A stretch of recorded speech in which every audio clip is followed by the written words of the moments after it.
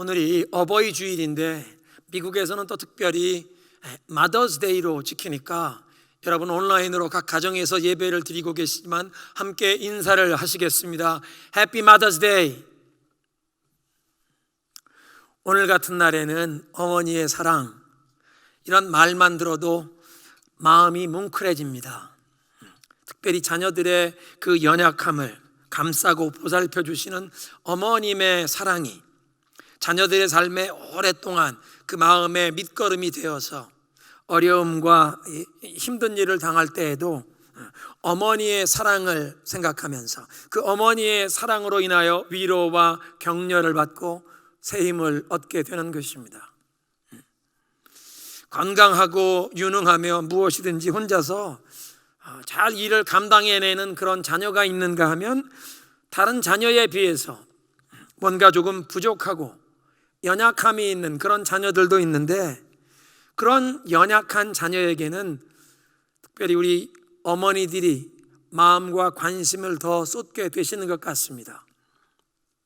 창세기에 이삭과 리브가의 가정에 쌍둥이 아들 중에서 아버지 이삭이 큰아들 에서를 더 사랑하고 어머니 리브가는 작은 아들 야곱을 더 좋아했던 그 모습을 보면, 아버지는 장남인 에서가 사나이답게 활동적이고 적극적이고 사냥을 다니면서 새나 짐승을 잡아오면 아버님이 좋아하시는 이런 맛있는 요리를 만들어서 대접해 드리고 나니까 그 큰 아들 장남이 항상 마음에 듬직하고, 그래서 그 아들을 더 사랑했던 것 같습니다.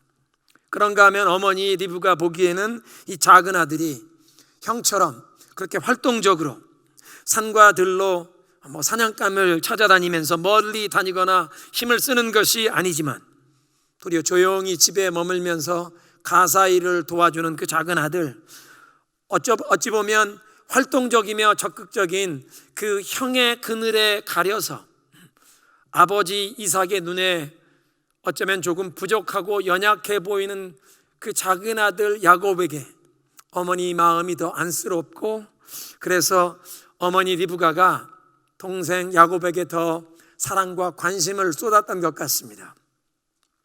연약하고 부족함이 있는 자녀들에게 더 큰 관심과 이 사랑을 쏟아주시는 그런 어머니의 마음, 그 리브가의 마음이 오늘 설교의 주제인 연약한 사람들을 사용하시기를 기뻐하시는 그 하나님의 마음과 통하는 것이 있는 것 같습니다. 이사야 42장에 보면 메시아에 대한 예언, 그리스도에 대한 예언의 말씀 가운데 하나님의 마음을, 이렇게 연약한 자들을 특별히 사용하시기를 기뻐하시는 하나님의 마음이 이렇게 표현되어 있습니다.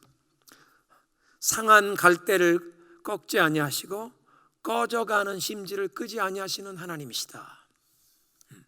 하나님께서는 상한 갈대와 꺼져가는 심지 같은 연약한 자들을 사용하기를 기뻐하십니다. 사람들은 명문 가문 출신의 최고 학벌을 갖춘 가장 뛰어나고 가장 유능한 사람들을 찾지만 하나님께서는 연약하고 허물 많은 부족한 사람들을 들어 쓰시기를 기뻐하는 분이십니다.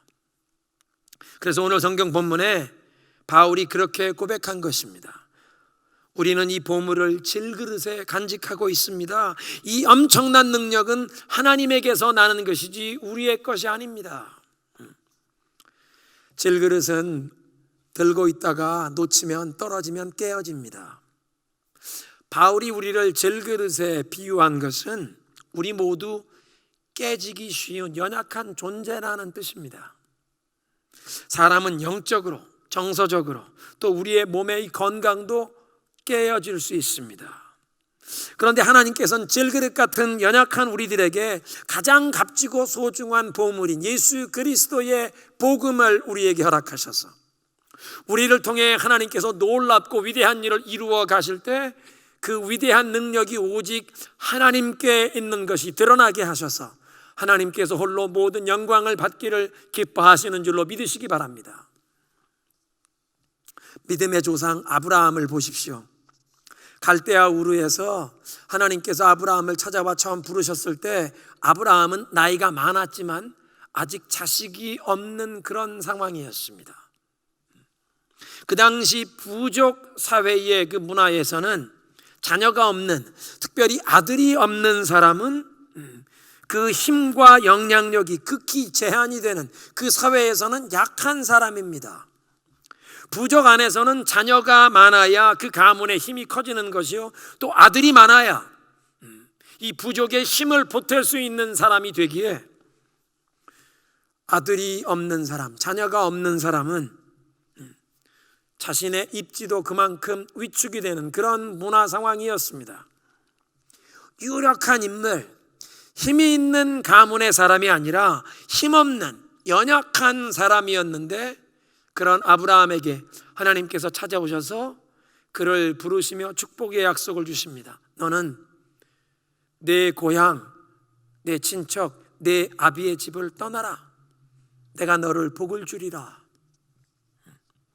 아브라함은 어디로 가야 하는지 갈 바를 알지도 못하면서 오직 하나님을 신뢰함으로, 그 하나님의 약속의 말씀을 온전히 의지하여 하나님만 의지하며 길을 떠났다는 것입니다. 그리고 하나님께서는 이런 결단, 하나님의 부르심에, 하나님의 이 약속의 말씀에 순종하는 이런 결단을 믿음으로 인정하셨습니다. 아브라함이 처음 부르심 받았을 때, 그때만 그는 연약한 인물이었던 것이 아니라 창세기에 이 아브라함의 스토리가 계속 기록되는 것을 보면 그는 겁도 많고 믿음도 부족했던 사람입니다. 아내에게 2번씩 거짓말을 하도록 시키는 것입니다. 자기 아내를 누이라고 거짓말을 하도록 해서 애굽 왕 바로가 자기의 첩으로 삼겠다고 아브라함의 아내 사라를 궁중으로 불러가는데, 하나님께서 개입하셔서 사라가 해를 입지 않고 돌아오긴 했습니다. 그렇지만 그런 일이 또 한 번 일어납니다. 아브라함이 자기만 살겠다고 아내에게 누이라고 거짓말하라고 시키는 이런 일이 2번이나 있었다는 것입니다.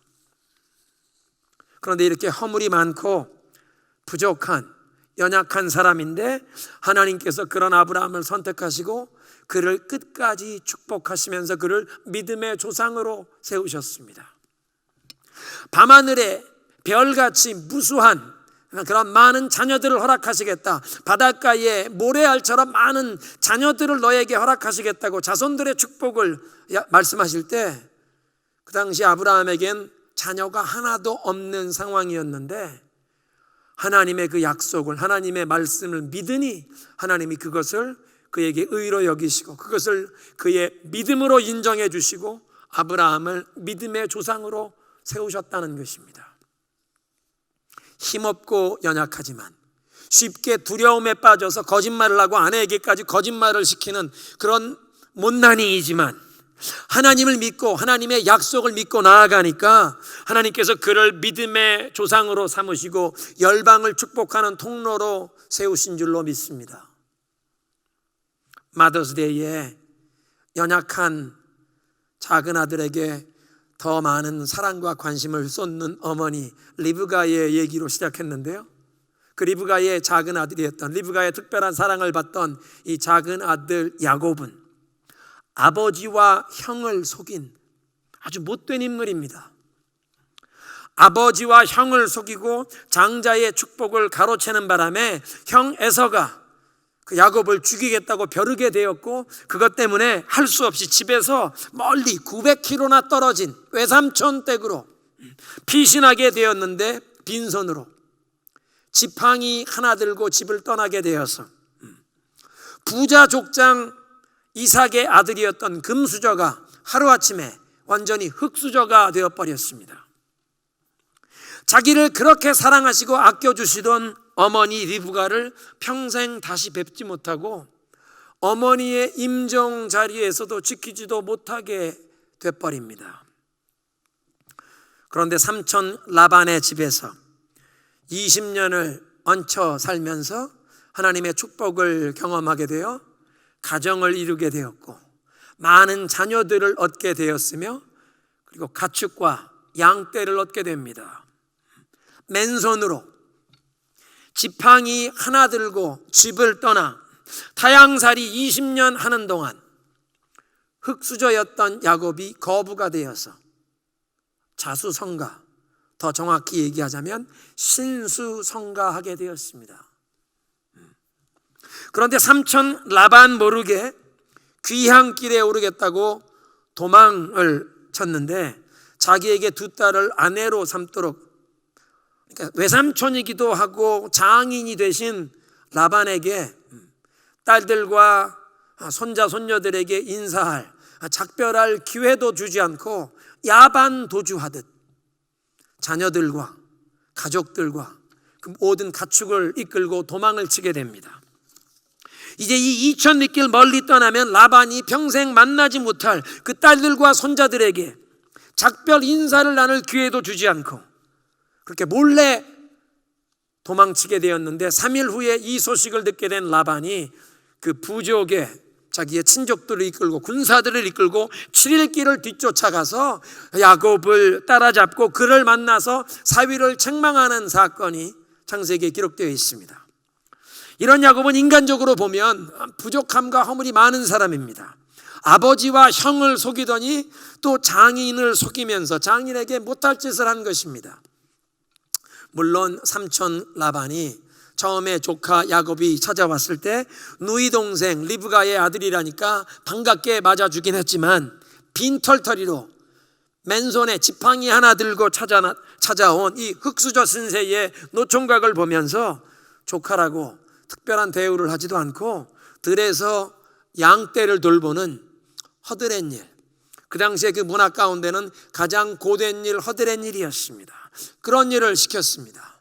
그리고 이제 야곱의 요청으로 딸을 신부로 준다는 조건으로 7년 동안 무임금 노동을 했는데 결혼식 날 그 신혼방에 야곱이 본래 요청했던 둘째 딸 라헬 대신에 첫째 딸 레아를 들여보내는 바람에 야곱이 또다시 7년을 일하는 도합 14년간 무임금 노동을 삼촌 라반을 위해 해야 했습니다. 본래 아버지와 형을 속였던 야곱이 삼촌인 라반에게 속임을 당하면서 하나님께서 그 야곱을 다듬으시는 과정이었는데 중요한 사실은 그렇게 두 딸을 아내로 맞이했고 스라의 여러 자녀들이 태어나서 이제 라반의 외손자들이 11명이나 생겼고 손녀딸들도 태어났는데 이런 딸들이나 외손자 손녀들에게 이 할아버지가 작별 인사를 나눌 기회조차 주지 않고 도망치듯 야곱이 온 가족을 이끌고 떠나버린 것은 결코 잘했다고 할 수 없는 행동입니다.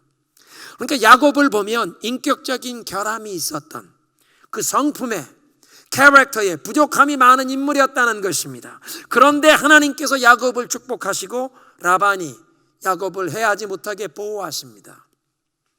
그리고 고향으로 돌아오는 길에 자기의 쌍둥이 형 에서가 군사 400명을 이끌고 자기를 맞으러 나온다는 소식을 전해 듣고 야곱은 두려움에 사로잡힙니다. 20년 전에 자기가 형과 아버지를 속이고 그 장자의 축복을 가로챘었는데 형이 아직도 그 일을 잊지 못하고 이제 그 일에 대해서 자기를 복수하고 자기에게 벌을 주려고 자기를 공격하기 위해서 그 군사를 이끌고 나오는 것으로 알아 두려움 가운데 야복강 나루터에서 밤을 새워가며 하나님께 매달려 기도하게 됩니다. 하나님의 도우심을 구하는, 하나님의 축복을 구하는 기도의 씨름을 하게 되었다는 것입니다. 연약함과 부족함이 있었지만 하나님의 축복을, 하나님의 도우심을 구하며 하나님께 매달려 기도의 씨름을 하고 그래서 하나님의 축복을 얻고 그의 이름이 바뀌는 야곱이 변하여 이스라엘로 변화되는 그런 놀라운 축복을 경험했습니다. 시편 32편 6절에 이런 말씀이 있습니다. 모든 경건한 자는 주를 만날 기회를 얻어서 주께 기도할지라 진실로 홍수가 범람할지라도 그에게 미치지 못하리라. 주를 만날 기회를 얻을 때 기도를 하라고 하십니다. 그런데 야곱을 보니까 그의 인격과 성품에 결함과 부족함이 많은 사람인데 인생의 큰 위기를 만날 때마다 그 위기를 하나님을 만날 기회로 삼고 그 위기를 하나님께 기도할 기회로 삼아서 하나님께 매달려 기도하며 하나님의 큰 도우심과 축복을 받아 누린 사람이 되었습니다. 야곱의 일생에서 가장 중요한 기도를 했던 순간들을 보면 다 위기의 순간이었습니다. 처음 하나님을 만나 기도하게 된 것도 아버지와 형을 속이고 이제 삼촌댁으로 도피해야 하는 그 상황에 베델에서 돌을 베개 삼아 자다가 밤에 꿈에 보니 하늘까지 연결된 사다리 환상에 하나님이 나타나셨습니다. 잠에서 깨어난 야곱이 자기가 그 긴 여행에 지팡이 하나, 그리고 이제 비상용으로 조금의 기름을 가지고 상비약처럼 조금의 올리브유 기름을 가지고 떠난 것이 있었는데, 자기가 베개처럼 베었던 그 돌에 가지고 있던 자기의 전 재산과 같은 그 기름을 부어드리며 하나님 앞에 서원 기도를 하게 됩니다. 하나님, 나를 지켜주시면 내가 돌아올 때 이곳에 하나님의 제단을 쌓겠습니다.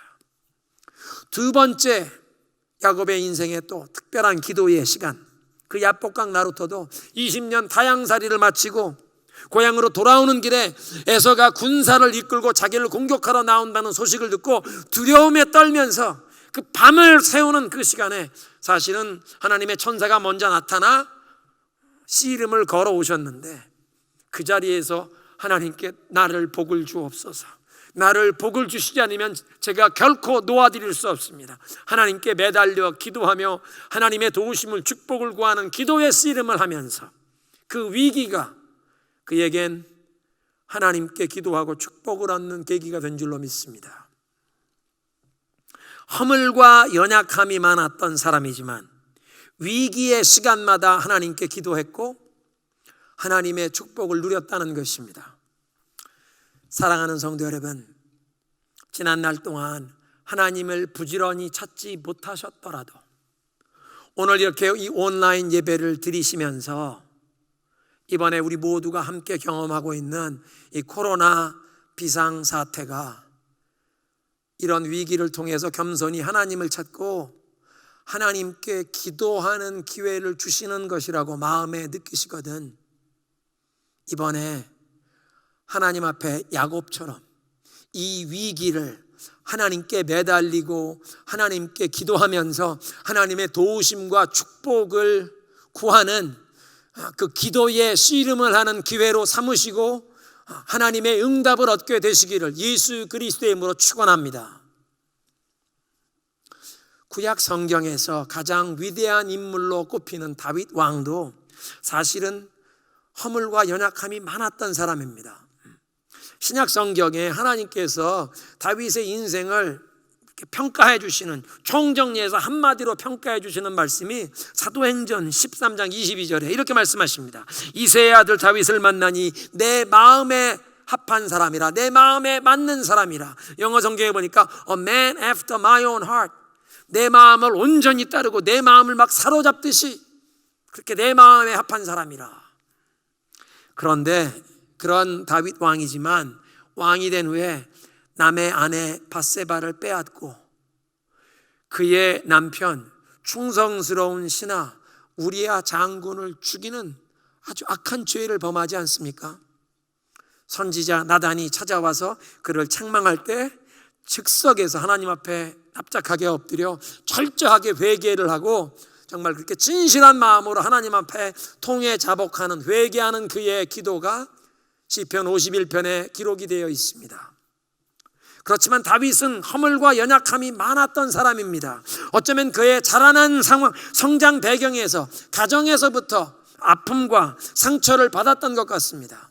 다윗의 그 고백적인 기도문 가운데 시편 27편 10절에 이런 말씀이 있습니다. 내 부모는 나를 버렸으나 여호와는 나를 영접하시리니. 그렇게 고백하는 것을 보면 다윗이 부모님께 버림받는 경험을 했던 것 같습니다. 사무엘서 16장에 보면 선지자 사무엘이 베들레헴을 방문하여 이새의 집을 찾아옵니다. 왜냐하면 하나님께서 사무엘의 마음 가운데 그 이새의 집에 가라, 내가 사울은 패하여 버리고 다음 이스라엘 왕으로 세울 아들이 거기에 있다. 이새의 집을 방문해서 왜 방문했는지 이유는 밝히지 않고 그 집의 아들들을 한 사람씩 다 내 앞에 들어와 인사를 시키라는 것입니다. 이새가 장남부터 정말 온 나라의 존경을 받는 하나님의 사람 선지자 사무엘 앞에 아들을 하나씩 들어와 인사시키는 것입니다. 첫째부터 일곱째까지 아들들이 다 들어와서 사무엘 앞에 인사를 하고 나가는데 하나님께서 그 중에 하나님이 택하신 왕으로 택하실 자가 없다는 것입니다. 사무엘이 아비이새에게 묻습니다. 당신의 아들들이 지금 여기 다 있습니까? 아직 막내 아이가 하나 동구 밖에서 양을 치고 있는데 걔는 별 볼 일 없는 애입니다. 그 막내 아이를 불러와라. 온 나라가 존경하는 하나님의 사람 선지자 사무엘이 왔는데 그 사무엘 앞에 아들들을 하나씩 들어와서 인사를 시켜라. 그 참 하나님의 종 앞에 들어와 인사를 드리면서 어쩌면 축복 기도를 받는 그런 귀한 자리인데, 그런 귀하고 소중한 자리에 이 아버지가 막내 아들 다윗은 불러드릴 생각도 하지 않았던, 어떻게 보면 그 아들은 아버지의 안중에도 없었던 막내라고 그냥 동구 밖에서 양이나 돌보는 무시당하는 부모로부터 버림받은 아들이었던 것 같습니다. 그런데 집안에서 막내라고 가장 작은 자, 아버지가 무시하고 버림받은 존재와 같은 다윗을 하나님께서는 택하셔서 이스라엘 역사의 가장 위대한 왕으로 세우셨다는 것입니다. 오늘 본문은 연약한 사람들을 들어 쓰시기를 기뻐하시는 하나님의 마음을 사도 바울이 본인의 이 체험을 통해 이 고백적으로 그렇게 선포한 것입니다. 사도 바울이 개척했던 고린도 교회 교인들이 사도 바울에 대해서 이런 말을 했다는 것입니다. 고린도후서 10장인데요. 어떤 사람들이 내 편지는 무게가 있고 힘이 있는데 직접 대해보면 볼품이 없고 말주변도 변변치 못하다 하고 말하는 사람들이 있습니다. 이런 말이 고린도 교회 성도들이 이렇게 말하는 것이 사도 바울의 귀에까지 들렸다는 뜻인데요. 이런 소문이 들렸다는 사실에서 우리는 사도 바울이 외모가 볼품이 없고 정말 말주변도 그렇게 뛰어나지 못한 사람이었다는 인상을 받습니다. 그가 기록한 서신서에는 이 복음의 원리가 분명하게 힘이 있게 이렇게 기록되어 있는데, 알렉산드리아 출신의 아볼로와 같은 달변가, 그런 설교가에 비하면 사도 바울은 그렇게 소통에 뛰어난 탁월한 재주가 없었던 그런 사람이었다는 것입니다. 사람들이 그렇게 평가했다는 것입니다. 그런데 바울이 변화받기 전에 사울, 건강하고 자신감과 확신에 차서 예루살렘의 그 최고 명성의 랍비 가말리알의 문화생답게 변론도 잘하고 힘을 발휘할 때에는 그리스도를 믿는 교회를 핍박하는 일에 앞장을 섰고, 주의 종 스데반 집사님이 돌에 맞아 순교를 당할 때 그 일에서 앞장서고 주동을 하는 인물이었습니다. 그런데 하나님께서 그런 박해자 사울을 이방인의 사도로 부르시고, 그렇게 이방인의 사도로 부름받은 이후에는 항상 육신의 연약함과 환난의 그 풍파가 사라지지 않는 그런 상황에서 주님만 온전히 의지하며 선교 사역을 수행해야만 했습니다. 그래서 고린도후서 7장에 그렇게 고백하십니다. 우리가 마게도냐에 이르렀을 때도 우리 육체가 편하지 못하였고 사방으로 환난을 당하여 밖으로는 다투며 안에는 두려움이로다. 육신이 편치 못한 건강에 이런 이상이 있었고, 그런데 항상 환난을 당하고 있어서 밖으로는 다투고 충돌하는 일들이 생기고 마음 안에는 두렵고 떨림이 있었다는 것입니다. 박해자였던 바울을 복음의 일꾼으로 부르실 때 하나님께서 그의 어떤 연약함을 그대로 두셨다는 것입니다. 그래서 항상 육신의 이 고통과 환난을 경험하던 바울이 하나님께 그 육신의 가시, 자기의 육체에 고통을 주는 이 가시와 같은 질병을 거두어 달라고 3번을 하나님께 기도했더니 하나님께서 그 고통을 거두지 아니하시고 그대로 고통을 두시고 그에게 말씀하셨습니다. 내 은혜가 네게 족하도다. 이는 나의 능력이 너의 연약함 가운데 온전하여짐이라. 하나님께서 연약한 사람들을 들어 쓰시기를 기뻐하시는 이유는 우리의 연약함 가운데 하나님의 능력이 더욱 온전하게 드러나서 하나님께서 홀로 모든 영광을 받으시기 때문인 줄로 믿으시기 바랍니다. 그러니까 우리의 연약함을 완전히 거두어가지 아니하시고 그저 우리의 연약함대로 두시면서 그 연약함 가운데 하나님의 능력이 임하여 더욱 그 능력이 온전하게 드러나면서 하나님 홀로 모든 영광 받으시는 그런 삶으로 우리를 인도하시는 줄로 믿습니다. 마지막으로 베드로 이야기를 하겠습니다. 최후의 만찬석상에서 베드로는 주님, 내가 주님을 어디를 가시든 내 목숨을 바쳐서 끝까지 주님을 따르겠습니다라고 굳게 말했습니다. 아마 베드로의 진심이었을 것입니다. 그래서 겟세마네 동산에 예수님을 붙잡으러 악한 무리들이 찾아왔을 때 칼을 빼어들고 휘두르면서 예수님을 맞겠다고 나섰던 제자가 베드로였고, 다른 모든 제자들은 예수님을 버리고 도망했는데도 멀찌감치나마 그 예수님 잡혀가시는 그 무리를 멀찌감치나마 따라가면서 대제사장의 집에 그 뜰에까지 찾아 들어간 제자가 베드로였습니다. 거기가 어떤 자리라고? 그 자리에서 그의 신분이 발각이 되면 자기도 잡혀 죽을 수 있는 그런 위험한 자리인데, 베드로는 끝까지 예수님을 그렇게 가까이 따라가기를 원했다는 것입니다. 그것이 베드로의 진심이었습니다. 그런데 그 대제사장 집에 여종의 질문 하나에 베드로가 예수님을 부인하며 무너졌습니다. 새벽에 닭이 두 번 울기 전에 3번 예수님을 모른다고 부인하면서 그 시험에 쓰러졌다는 것입니다. 베드로는 예수님을 3년간 따르면서 진실한 마음으로 예수님을 사랑하게 된 제자들 중에 어떻게 보면 으뜸이 되는 수제자였습니다. 주는 그리스도시요 살아계신 하나님의 아들이시라는 신앙 고백을 모든 제자들의 대표로 주님 앞에 고백했던 사람이 베드로였습니다. 그런 충성스러운 제자였고, 하나님의 은혜가 임하여 그의 마음과 의지까지도 변화를 받고 정말 예수님을 위해 생명을 바치기까지 끝까지 충성하며 순종하며 주님을 따르기를 원하는 것이 그의 마음이었습니다. 그런데 예수님 십자가에 못 박히시던 그 금요일 새벽 대제사장의 집안의 뜰에서 예수님을 모른다고 부인하게 될 그 시험을 감당할 능력은 그에게는 없었습니다.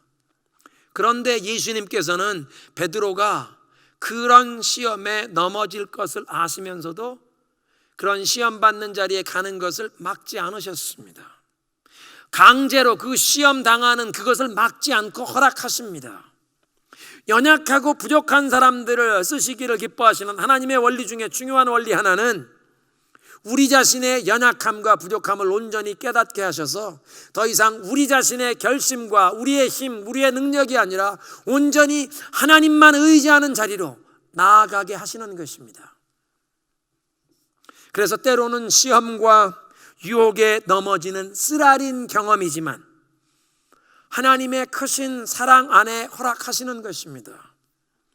주님께 끝까지 충성하고 순종하고 싶은 선한 소원이 생기고 정말 하나님의 은혜가 임하여 우리의 마음이 변화되고 의지가 변화되어 하나님께 순종하고 싶은 선한 소원은 있는데, 그런 선한 소원이 생긴 가운데 아직 감당할 수 없는 유혹을 당하게 하시고 넘어지게 하시는 것을 허락하시는 때가 있다는 것입니다. 하나님께서는 우리가 감당할 시험 밖에는 시험 당함을 허락지 아니하시고 또 그런 시험을 당할 즈음에 피할 길을 내셔서 우리로 그 시험을 능히 피할 수 있게 하신다는 고린도전서의 말씀이 있지만, 베드로의 경험을 보니까 그 마음 가운데 주님께 충성하며 끝까지 따르고 싶은 선한 소원은 있지만 그에게 다가올 그 시험을 감당할 능력이 없는데 주님께서는 그 시험 당함을 허락하시고 넘어지게 하셔서 그런 일을 통하여 내 힘과 결심 약하여 늘 깨어지기 쉬우니 주 이름으로 나를 붙드사 나를 구원해 주옵소서, 그런 고백을 그에게도 주님 앞에 드리게 하시는 것입니다. 찬송가 가사지 않습니까? 내 힘과 결심 약하여 늘 깨어지기 쉬우니 주 이름으로 구원해 날 받아 주소서, 내 모습 이대로 주 받으옵소서. 그래서 그런 쓰라린 실패를 경험한 이후에는 나 자신의 결심과 능력을 의지함이 아니라 온전히 하나님의 능력만 의지하는 자리로 나아가게 하시는 줄로 믿습니다. 우리의 교만함을, 내 자신을 의지하는 이 자긍함을 치유하시는 이러한 깊은 치유의 역사를 때로는 우리가 이 시험에 넘어지는 쓰라린 경험을 통해 허락하신다는 것입니다. 오늘 메시지를 맺겠습니다. 하나님께서는 연약한 자를 들어 쓰시기를 기뻐하십니다. 우리들의 연약함 가운데 하나님의 능력이 온전히 드러나서 하나님께서 홀로 모든 영광을 받으시기를 원하시기 때문입니다. 아브라함을 보니까 연약함과 부족함이 많은 사람인데 하나님을 믿고 하나님의 말씀, 하나님의 약속을 의지했더니 그것을 믿음으로 여기시고 믿음의 조상으로 세워주십니다. 야곱을 보면 정말 인격적으로 그의 성품에 연약함과 결함이, 부족함이 많은 사람인데도 인생의 위기를 만날 때마다 그것을 기도의 기회로 삼고 하나님께 매달려 하나님의 도우심을, 하나님의 축복을 구하며 하나님의 그 은혜를 경험했던 사람이 되었습니다. 다윗을 보니까 아버지, 부모님에게도 무시당하고 버림을 당할 정도로 그렇게 가장 연약한, 가장 작은 자였지만 하나님이 그를 들어 사용하시기를 기뻐하셨습니다. 사도 바울이 고백합니다. 나의 이 연약함 중에 하나님의 능력이 더 온전히 드러난다고 하나님께서 내 은혜가 네게 족하다 말씀하신다. 베드로를 보니까 정말 그의 마음까지도, 그의 의지까지도 하나님께서 변화시켜 주셔서 주님을 끝까지 따르며 순종하며 생명을 바쳐 주님을 따르기를 원하는데 아직 감당할 수 없는 시험을 당하게 하시고 넘어지게 하시면서 더 이상 자신을 의지하며 호언장담하는 것이 아니라 오직 주님의 이름을 의지해야만 하는, 성령의 도우심을 온전히 의지해야만 주님 맡겨주신 사명을 감당할 수 있는 그런 사명자임을 깨닫게 하셨습니다. 우리도 우리의 모든 연약함 가운데 하나님의 능력이 더 온전히 드러나 하나님이 영광 받으시는 그런 삶으로 나아가기를 소원하십시다. 우리 함께 기도하겠습니다. 연약한 자들을 들어 쓰시길 기뻐하시는 하나님 앞에, 하나님, 나의 모든 연약함과 허물에도 불구하고 나를 붙들어 쓰시길 기뻐하시는 주님, 주님을 의지하며 나아가게 하옵소서. 아브라함처럼 하나님의 말씀을, 약속을 붙잡게 하옵소서. 야곱처럼 허물과 결함이 많지만 위기를 하나님을 만날 기회, 기도할 기회로 삼고 하나님께 도우심을, 축복을 구하며 믿음의 씨름으로 하나님의 복을 얻은 야곱처럼 하나님, 나에게도 이번 이 코로나 비상사태, 이 위기를 통하여 하나님을 만날, 하나님께 기도할 기회로 알고 매달리게 하옵소서. 이 기도의 씨름을 감당케 하옵소서. 다윗처럼 가정에서 가장 막내로, 연약한 자로, 부모에게 무시당하는 버림받은 그런 아들이었지만 하나님이 들어쓰신 것처럼 사람들이 알아주지 못해도 나를 붙들어 주시고 나를 사용하길 원하신 하나님께 내 자신을 온전히 내어드립니다. 사도 바울의 그 연약함을 거두지 아니하셨지만 그 고통 가운데 하나님의 능력을 드러내신 주님, 나의 삶 가운데 바꿀 수 없는 나의 어떤 연약함, 나의 이 부족함 가운데 하나님의 능력을 더 부어 주옵소서. 베드로처럼 혹 주님께서 나에게 선한 소원을 주시고 또 내가 감당할 수 없는 어떤 어려운 문제에 쓰러질 때에 도리어 하나님의 능력만 더욱 온전히 의지하는 자리로, 믿음의 자리로 나아가게 하옵소서. 함께 기도하겠습니다.